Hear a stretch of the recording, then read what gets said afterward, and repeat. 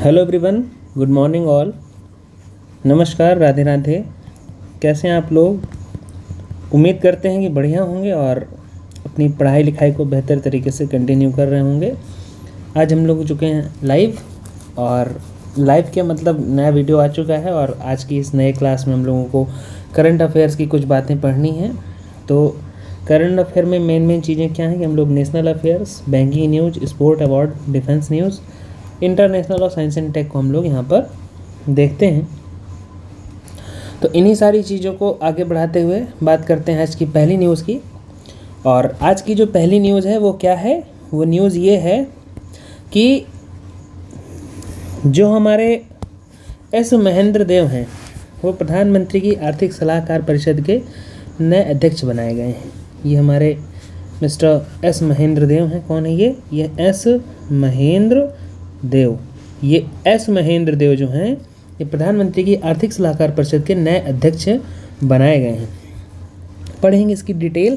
प्रसिद्ध अर्थशास्त्री एस महेंद्र देव को प्रधानमंत्री की आर्थिक सलाहकार परिषद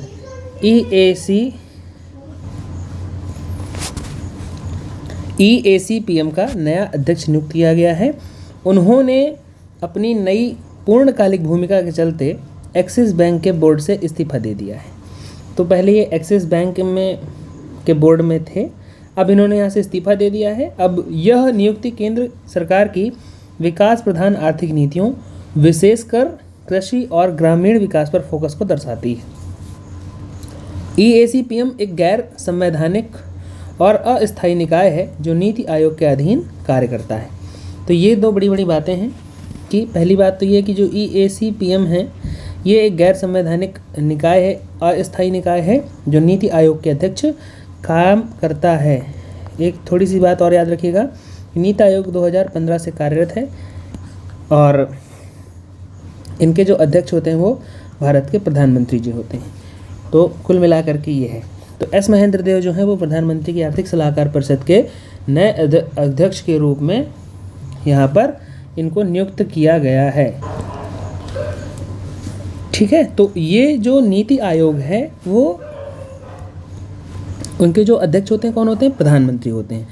तो ये रही पहली न्यूज कि एस महेंद्र देव जो हैं प्रधानमंत्री की आर्थिक सलाहकार बोर्ड के नए अध्यक्ष बनाए गए हैं। चलते हैं नेक्स्ट न्यूज़ पर, अगली बात करते हैं। लिखा हुआ है विश्व महासागर दिवस 2025, वर्ल्ड ओशियन डे 2025।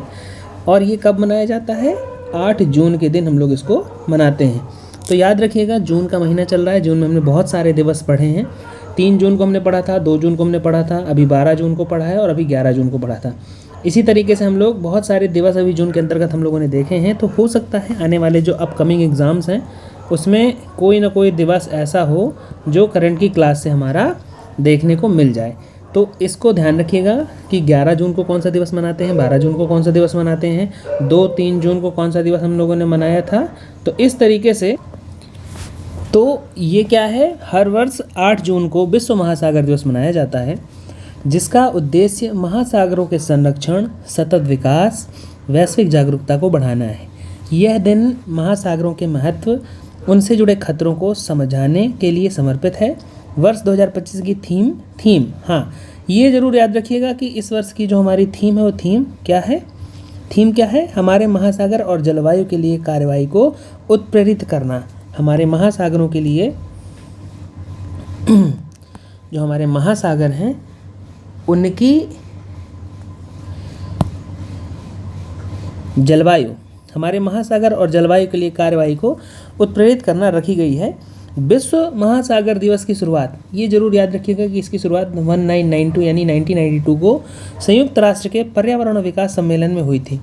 2008 में इसे आधिकारिक रूप से 8 जून को मनाने का निर्णय लिया गया। तो 2-3 इम्पॉर्टेंट बातें हैं कि 1992 से स्टार्ट किया गया था, मतलब 1992 में इसकी बात की गई थी और 2008 में 8 जून को इसको आधिकारिक रूप से मनाया जाने लग गया। तो क्या है बात कि 8 जून से हम लोग इसको मनाते हुए चले आ रहे हैं। तो 8 जून याद रखिएगा कि 8 जून को हम लोग क्या मनाते हैं? विश्व महासागर दिवस। ठीक है।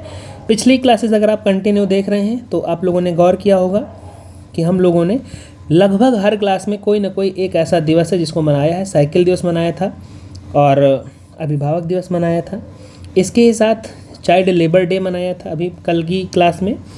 और आज हम लोगों ने 8 जून को क्या मना लिया है, विश्व महासागर दिवस। आप लोगों को अगर ऐसे कोई भी प्रॉब्लम होती है जिसमें कि आप लोग को ऐसा लगता है कि हमारे दिवस छूट रहे हैं, तो जैसे ही जून का महीना एंड होगा तो हम लोग प्रयास करेंगे कि एक शॉर्ट वीडियो लाया जाए लगभग 5 से 10 मिनट का, जिसमें जून के महीने में होने वाले सारे दिवस एक डिटेल में हम लोग पढ़ लेंगे। तो जून के सारे दिवस हम लोग आने वाले वीडियो में पढ़ेंगे। लेकिन तब तक आप क्या करिए कि जो करंट की क्लासेस हो रही हैं उनसे जो भी दिवस हैं उनको याद रखने का प्रयास करिए, ठीक है। जैसे हमने बताया 11 जून को कौन सा दिवस मनाया जाता है, 12 जून को कौन सा दिवस, 2 जून को कौन सा दिवस, 3 को, 5 जून का तो सबको पता होगा कि विश्व पर्यावरण दिवस मनाया जाता है। अभी हम लोगों ने 21 जून को विश्व योगा दिवस सेलिब्रेट किया हुआ है। तो इस तरीके से हम लोग को मेन दिन याद रखने हैं। क्योंकि होता ये है कि अगर आपको 4 ऑप्शन मिलते हैं एग्ज़ाम में और आपको 2 पता है कि ये हैं, बाकी 2 में एलिमिनेशन हो जाता है। तो इस तरीके से क्वेश्चन को सॉल्व करते हुए चलेंगे, बढ़ेंगे अगली बात पर। अगला क्वेश्चन क्या है, अमित शाह ने शासन में भारतीय भाषाओं को बढ़ावा देने के लिए भारतीय भाषा अनुभाग लॉन्च किया है। ये हमारे अमित शाह जी हैं। और अमित शाह जी ने क्या किया है कि शासन में भारतीय भाषाओं को बढ़ावा देने के लिए 6 जून 2025 को, कब, 6 जून 2025 को नई दिल्ली में भारतीय भाषा अनुभाग BBA भारतीय भाषा अनुभाग का उद्घाटन किया है। इस पहल का प्रमुख उद्देश्य क्या है, भारत के प्रशासनिक कार्यों में विदेशी भाषाओं विशेषकर अंग्रेजी के प्रभुत्व को कम करना और मातृभाषाओं के उपयोग को बढ़ावा देना है। तो हम लोग लगभग 200 वर्ष अंग्रेज़ों के गुलाम रहे हैं दुर्भाग्य से। तो इसी बात को कम करने के लिए कि अब हम लोग अपनी भारतीय भाषाओं को उपयोग करें, जो हमारी सरकारी कार्यवाहियाँ होती हैं भारतीय भाषाओं में हों, इस चीज़ को बढ़ावा देने के लिए अमित शाह जी ने क्या किया है कि मातृभाषाओं के उपयोग को बढ़ाने के लिए भारतीय भाषा अनुभाग का उद्घाटन किया है। इसका लक्ष्य प्रशासन में विदेशी भाषाओं के प्रभाव से मुक्त करना, भारतीय भाषाओं में सोच विचार निर्णय प्रक्रिया लाना और हिंदी तथा क्षेत्रीय भाषाओं के बीच सार्वभौमिक अनुवाद प्रणाली को मजबूत करना है। तो हम लोग क्या है कि भौतिक रूप से तो आज़ाद हो गए अंग्रेज़ों से, लेकिन भाषाई रूप से अभी भी हम लोग क्या प्रेफर करते हैं, इंग्लिश बोलना ज़्यादा प्रेफर करते हैं। अब हम लोग की मदर टंग ही कुछ ऐसी हो गई कि हम लोगों को हिंदी लैंग्वेज की चीज़ें कम आती हैं। हम लोग अपने एक्सप्रेशंस को इंग्लिश में, या यूँ कहें कि हिंदी इंग्लिश का मिक्स वर्जन इंग्लिश में बोलना ज़्यादा प्रेफर करते हैं। तो इन सब बातों को आधिकारिक रूप से कमी हो और भारतीय जो भाषाएँ हैं उनको बढ़ावा मिले, इस चीज़ के लिए केंद्रीय मंत्री अमित शाह जी ने क्या किया है, भारतीय भाषा विभाग या अनुभाग, भारतीय भाषा अनुभाग का उद्घाटन किया है। तो ये हो गई 3 बातें। कौन कौन सी 3 बातें हो गई, पहली बात हमने पढ़ी कि एस महेंद्र देव जो है प्रधानमंत्री के आर्थिक सलाहकार परिषद के अध्यक्ष बने हैं। सेकंड, विश्व महासागर दिवस 8 जून को हम लोगों ने मनाया। क्यों मनाया, क्योंकि हमारे महासागर जलवायु की कार्रवाई को उत्प्रेरित रखना इसकी थीम है। जागरूकता बढ़ाना है और जो महासागरों को हम लोग पॉल्यूट कर रहे हैं, प्रदूषित कर रहे हैं, उसके प्रति सभी लोगों को जागरूक करना हमारा उद्देश्य है। तीसरी बात हम लोगों ने पढ़ी, तीसरी बात क्या थी, अमित शाह जी ने शासन में भारतीय भाषाओं को बढ़ावा देने के लिए भारतीय भाषा अनुभाग लॉन्च किया है। तो ये 3 बातें हो गई और बढ़ते हैं चौथी बात पर। चौथी बात क्या है, TCL इंडिया ने रोहित शर्मा को दूसरे साल के लिए ब्रांड एम्बेसडर के रूप में नवीकृत किया है। पहले साल ये क्या थे, ब्रांड एम्बेसडर थे, क्या थे ये, ब्रांड एम्बेसडर थे, ठीक है। और दोबारा से इनको ब्रांड एम्बेसडर बना दिया गया है, तो इनको रिन्यू किया गया है, यानी कि नवीनीकृत किया गया है। 4 जून 2025 को TCL इंडिया ने भारतीय क्रिकेट कप्तान रोहित शर्मा के साथ अपनी ब्रांड एम्बेसडर साझेदारी को लगातार दूसरे वर्ष के लिए नवीनीकृत किया है। इस साझेदारी का उद्देश्य भारतीय उपभोक्ताओं से भावनात्मक जुड़ाव को मजबूत करना और रोहित शर्मा की लोकप्रियता और विश्वसनीयता का लाभ उठाकर ब्रांड की प्रतिष्ठा बढ़ाना है। TCL इस माध्यम से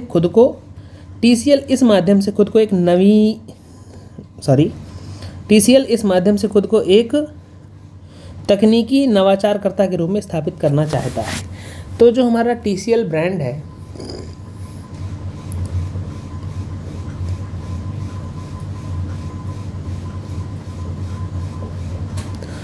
वो रोहित शर्मा को इसने अपना ब्रांड एम्बेसडर रिन्यू कर लिया। कुल मिलाकर के अगर क्वेश्चन आता है कि जो TCL ब्रांड है इसके ब्रांड एम्बेसडर कौन है, तो अपने रोहित भैया हैं इसके ब्रांड एम्बेसडर। बढ़ते हैं फिफ्थ न्यूज़ पर। फिफ्थ न्यूज़ क्या है? फिफ्थ न्यूज़ है विश्व मस्तिष्क ट्यूमर दिवस, वर्ल्ड ब्रेन ट्यूमर डे 8 जून को। अभी हम लोगों ने 8 जून को विश्व महासागर दिवस मनाया और इसी दिन हम लोग क्या मनाते हैं? Brain tumour day. विश्व ब्रेन ट्यूमर दिवस हर साल 8 जून को मनाया जाता है, जिसका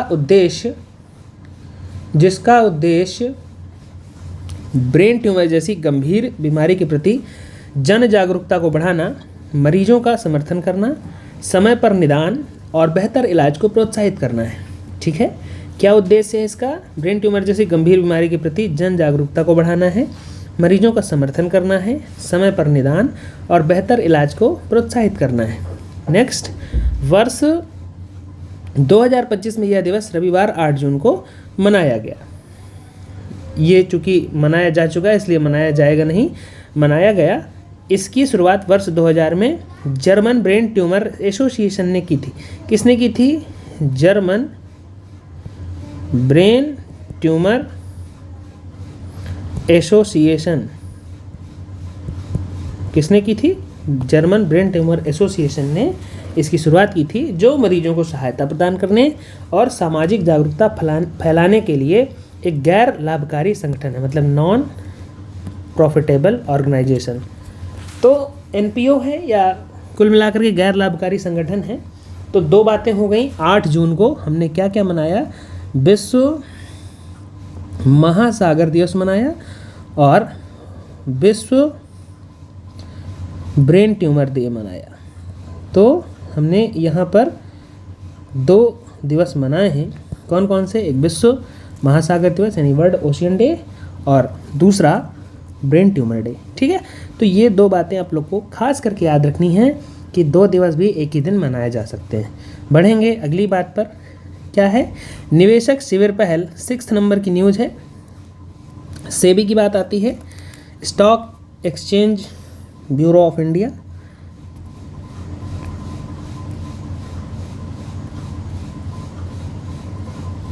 board of India, sorry.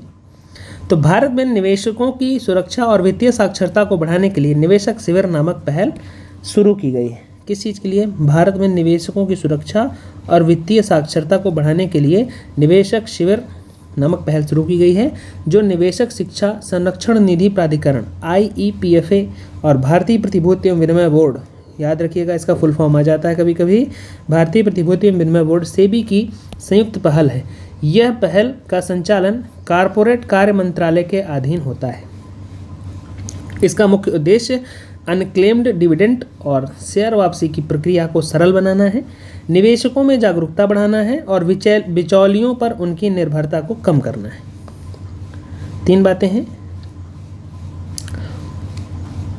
Unclaimed dividend और शेयर वापसी की प्रक्रिया को सरल बनाना, निवेशकों की जागरूकता बढ़ाना और बिचौलियों पर उनकी निर्भरता को कम करना है। तो कुल मिलाकर के मिडिल मैन को हटाने का ये प्रयास किया गया है। तो याद रखना है कि सेबी क्या है, सेबी का फुल फॉर्म क्या है, बस इतना ही इस न्यूज़ के लिए इम्पॉर्टेंट है। बढ़ते हैं 7वें नंबर पर। 7वें नंबर की बात क्या कहता है? Global methane tracker 2025। Global methane का जो फॉर्मूला होता है वो होता है CH4 और ये एक प्रकार की प्राकृतिक गैस है जो हम ईंधन के रूप में यूज करते हैं। और मीथेन की बात की जाए तो मीथेन हमारा कहीं ना कहीं ग्रीन हाउस गैस भी होता है, GHG भी होता है, ग्रीन हाउस गैस। बढ़ते हैं आगे। ग्लोबल मीथेन ट्रैकर 2025 एक वार्षिक रिपोर्ट है जिसे अंतर्राष्ट्रीय ऊर्जा एजेंसी इंटरनेशनल एनर्जी एजेंसी द्वारा प्रकाशित किया जाता है, जो ऊर्जा क्षेत्र से मीथेन उत्सर्जन के नवीनतम आंकड़े, विश्लेषण और कमी के उपाय प्रस्तुत करती है। मीथेन की तापीय क्षमता कार्बन डाइऑक्साइड से 84 गुना अधिक होती है और इसका वायुमंडल स्तर प्री इंडस्ट्रियल युग से 2.5 गुना बढ़ चुका है। मतलब कि जब हमारे पास इंडस्ट्रीज़ नहीं थी उस ज़माने में जो हमारी CH4 यानी मीथेन थी वो अब के ज़माने में 2.5 गुना हो चुकी है, जो जलवायु परिवर्तन में महत्वपूर्ण भूमिका निभाती है। तो मीथेन ट्रैकर रिपोर्ट कुल मिलाकर के ये है कि हम लोग कितनी मीथेन का उत्सर्जन कर रहे हैं, उसका विश्लेषण क्या है और उसमें कैसे हम लोग कमी ला सकते हैं। इन उपायों को ये रिपोर्ट हमारी सुझाती है कि कौन कौन से ऐसे उपाय हैं जिनको करके हम मीथेन उत्सर्जन को कम कर सकते हैं। तो ये हो गया मीथेन ट्रैकर रिपोर्ट। मीथेन को जरूर याद रखिएगा CH4 है और इसका उत्सर्जन कई तरीक़ों से होता है। एक तो हम लोग इस तरह से जब कई सारे इंडस्ट्रियल वर्क्स करते हैं तब होता ही है, साथ में जब जानवर जुगाली करते हैं, क्या करते हैं, जानवर जब जुगाली करते हैं तब निकलता है। और धान के खेत से भी CH4 निकलती है। कहाँ से निकलती है? धान के खेत से। तो ये कुछ प्राकृतिक कारण हैं जहाँ से हम लोग CH4 देख सकते हैं। बढ़ेंगे नेक्स्ट क्या है? Bengaluru smart infrastructure limited, BSMIL। Bengaluru smart infrastructure limited, BSMIL एक विशेष प्रयोजन वाहन है SPV, जिसे कर्नाटक सरकार ने बेंगलुरु के बड़े पैमाने पर बुनियादी ढांचा परियोजना के क्रियान्वयन के लिए शुरू किया है। यह पहल स्मार्ट सिटी मॉडल और शहरी नियोजन के तहत बढ़ते जनसंख्या दबाव से निपटने की रणनीति का एक हिस्सा है। सरकार ने 7,000 करोड़ की प्रारंभिक राशि निवेश की है और निजी निवेश को भी आमंत्रित किया गया है। इससे PPP मॉडल को प्रोत्साहन मिलेगा। क्या होगा? जिससे पब्लिक प्राइवेट पार्टनरशिप मॉडल को प्रोत्साहन मिलेगा। तो इस बात पर क्या है ये कि जनसंख्या, जो बढ़ती जनसंख्या दबाव है उससे निपटने के लिए सरकार ने 7,000 करोड़ की प्रारंभिक राशि निवेश की है और निजी निवेश को भी बुलाया है कि आप लोग आइए और इसमें इन्वेस्ट करिए। तो ये हम लोगों ने 8 बातें अभी तक पढ़ी। एक बार 4 बातें हम लोग पढ़ चुके थे, अब 4 को हम लोग एक बार रिवाइज कर लेते हैं। विश्व मस्तिष्क ट्यूमर दिवस कब मनाया गया? 8 जून को मनाया गया और ख़ास करके 2000 से स्टार्ट किया गया है। ये association, German brain tumour association ने इसकी शुरुआत की थी। नेक्स्ट, निवेशक शिविर पहल भारत में स्टार्ट हुई है। सेबी और IEPFA द्वारा इसको शुरू किया है। क्यों शुरू किया गया है? ताकि जो भारतीय निवेशक हैं उनको सुरक्षा, वित्तीय साक्षरता, अनक्लेम्ड डिविडेंड, शेयर वापसी की प्रक्रिया को सरल हो जाए, निवेशकों को जागरूक बनाया जाए और बिचौलियों पर उनकी निर्भरता को कम किया जा सके। इस तरीके से ये सब बातें हुई।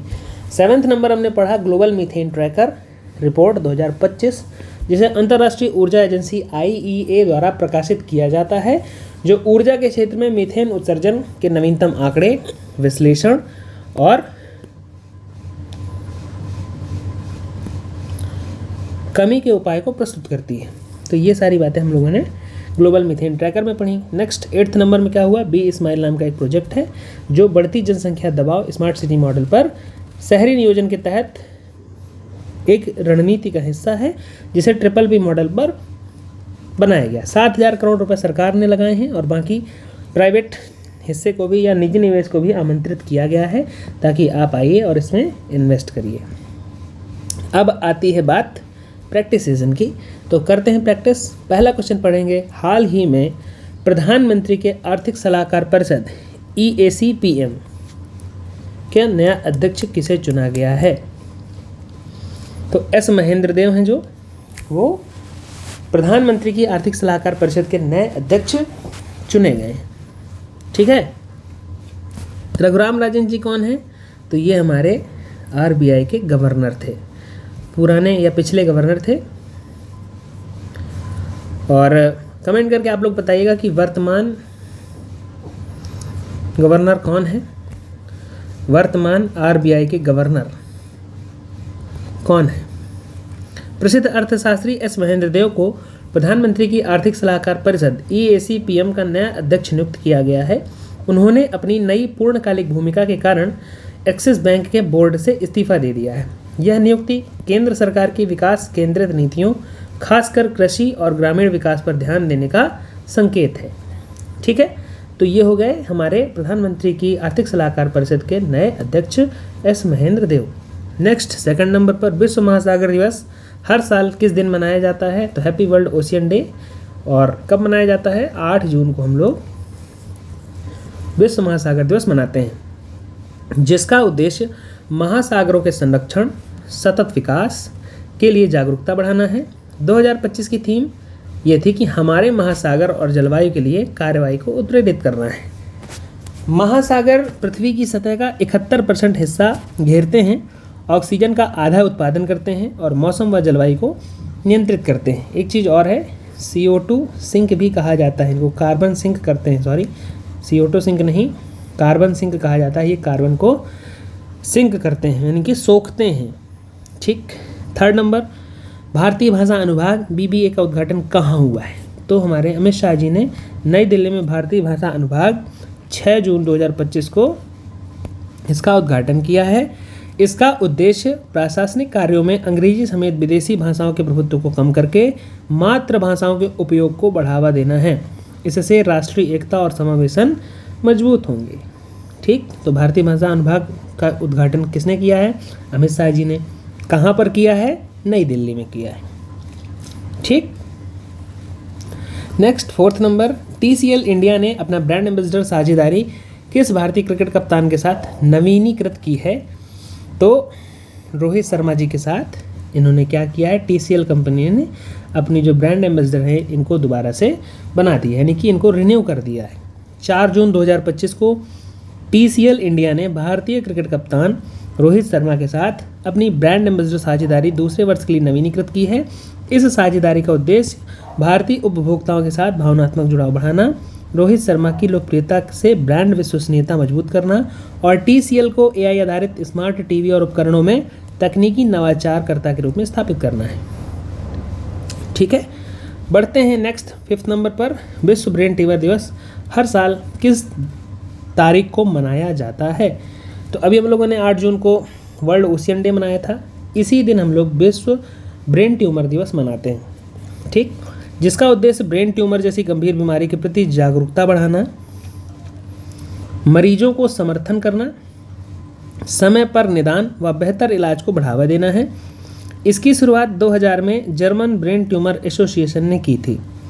ब्रेन ट्यूमर मस्तिष्क की कोशिकाओं का असामान्य विकास है। तो जब मस्तिष्क की कोशिकाओं का असामान्य विकास होने लगता है तो उसे हम क्या कहते हैं? ये हमारा ब्रेन ट्यूमर बन गया है। बढ़ेंगे नेक्स्ट क्वेश्चन पर, 6th नंबर पर, निवेशक शिविर पहल का संचालन किस मंत्रालय के अधीन है? तो कारपोरेट कार्य मंत्रालय के अधीन इसका संचालन किया गया है।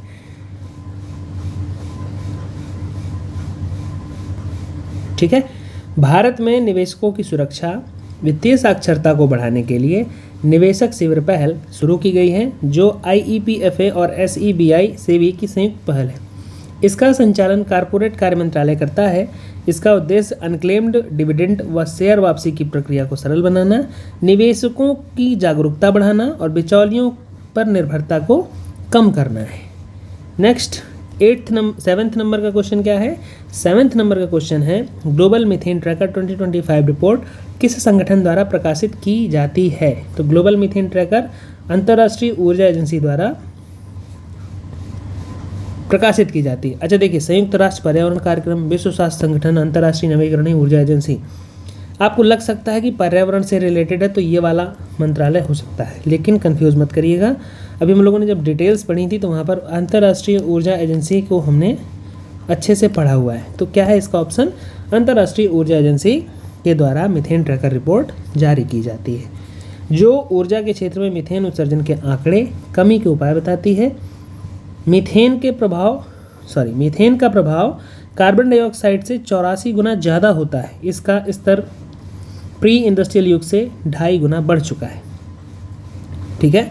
2024 में ऊर्जा क्षेत्र से 120 मिलियन टन मीथेन उत्सर्जित हुआ, जिसमें मुख्य उत्सर्जक मध्य पूर्वी, उत्तरी अफ्रीका और अमेरिका, रूस और चीन है। तो ये ऐसे देश हैं जहाँ से हम लोगों ने क्या देखने को मिला है हमको कि मीथेन हम लोग सबसे ज़्यादा उत्सर्जित कर रहे हैं। नेक्स्ट 8वां नंबर, बी स्माइल किस राज्य की पहल है? कर्नाटक राज्य की ये पहल है। कर्नाटक की राजधानी क्या है? बेंगलुरु। तो बेंगलुरु से इसका स्टार्ट किया गया है। कर्नाटक सरकार द्वारा स्थापित एक विशेष प्रयोजन वाहन है, जिसका उद्देश्य बेंगलुरु में व्यापक बुनियादी ढांचा परियोजना को लागू करना है।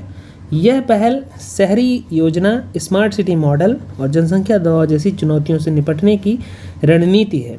सरकार ने इसके लिए 7,000 करोड़ की प्रारंभिक निधि दी है और साथ में निजी क्षेत्र को भी आमंत्रित किया है ताकि PPP मॉडल पर इसको हम लोग और बेहतर बना सकें।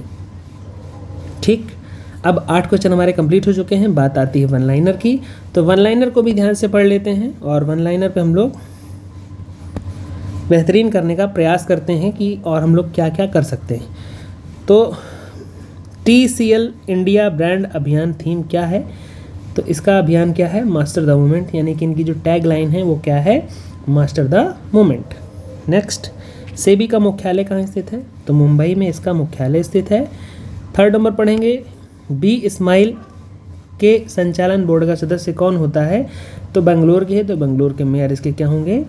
सदस्य के रूप में हमको देखने को मिल जाते हैं। ब्रेन ट्यूमर के कौन से 2 मुख्य प्रकार हैं? पहला सौम्य, दूसरा घातक। इंग्लिश में पढ़ेंगे तो बेनिग्न और नेक्स्ट मैलिग्नेंट। ठीक है, तो ब्रेन ट्यूमर के 2 प्रकार होते हैं, पहला सौम्य, दूसरा घातक। और 4th के बाद 5th नंबर पर एस महेंद्र देव ने अपनी नई भूमिका के कारण किस संस्था से इस्तीफा दे दिया? तो एक्सिस बैंक के बोर्ड से। ये प्रधानमंत्री के मुख्य आर्थिक सलाहकार परिषद के अध्यक्ष बनाए गए। ठीक है, 5th नंबर के बाद 6th नंबर, उपग्रह निगरानी ग्लोबल मीथेन ट्रैकर रिपोर्ट में किसके लिए उपयोग की जाती है? तो मीथेन उत्सर्जन स्रोतों की पहचान करने के लिए इसका उपयोग किया जाता है। 7th नंबर पर TCL इंडिया किस देश की कंपनी है? तो ये चाइनीज़ कंपनी है। ध्यान दीजिएगा, नाम जरूर TCL इंडिया है लेकिन ये चाइना की कंपनी है, इससे सावधान रहिएगा। और इसके ब्रांड एम्बेसडर कौन है?